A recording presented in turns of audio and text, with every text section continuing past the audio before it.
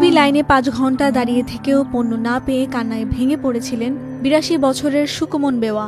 সেই কান্নার ভিডিও সামাজিক যোগাযোগ মাধ্যমে ছড়িয়ে পড়তেই নজরে আসে সরকারের। অবশেষে সেই বৃদ্ধার পাশে দাঁড়ালেন প্রধানমন্ত্রী।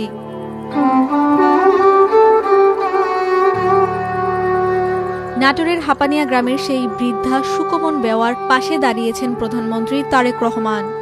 সামাজিক যোগাযোগ মাধ্যমে ভাইরাল হওয়া সেই আত্মনাথের পর তার জন্য 1 মাসের খাদ্য সামগ্রী ও ঈদ উপহার পাঠিয়েছেন প্রধানমন্ত্রী।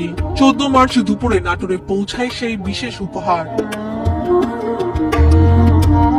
কয়েকদিন আগে নাটোরের হাপানিয়া গ্রামের 82 বছর বয়সী সুকমন বেওয়াকে দেখা যায় টিসিবির পণ্য সংগ্রহ করতে দীর্ঘ লাইনে দাঁড়িয়ে থাকতে। 5 ঘন্টা অপেক্ষার পর পণ্য না পেয়ে কান্নায় তার ভেঙে পড়ার দৃশ্যটি প্রথম আলো ভিডিওতে প্রচার হয়। ভিডিওটি দ্রুত সামাজিক যোগাযোগ মাধ্যমে ছড়িয়ে পড়ে। বিষয়টি প্রধানমন্ত্রীর নজরে এলে তিনি দ্রুত সহায়তার উদ্যোগ নেন। প্রধানমন্ত্রীর পক্ষ থেকে 14 মার্চ শনিবার দুপুরে সুকমন বেওয়ার বাড়িতে উপহার পৌঁছে দেন কেন্দ্রীয় ছাত্র দলের নেতাকর্মীরা। উপহার সামগ্রীর মধ্যে ছিল 1 মাসের চাল, ডাল, তেল সহ নিত্য প্রয়োজনীয় খাদ্যদ্রব্য এবং বিশেষ ঈদ উপহার। কেন্দ্রীয় ছাত্র দলের যুগ্ম সাধারণ সম্পাদক মমিনুল ইসলাম জিসানের নেতৃত্বে ছাত্রদল নেতারা এই সহায়তা তার হাতে তুলে দেন।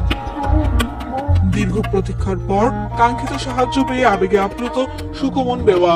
সরকারের এই পদক্ষেপ কেবল একজন মানুষের কান্না থামায়নি, বরং সাধারণ মানুষের প্রতি প্রশাসনের দায়বদ্ধতার একটি উদাহরণ তৈরি করেছে।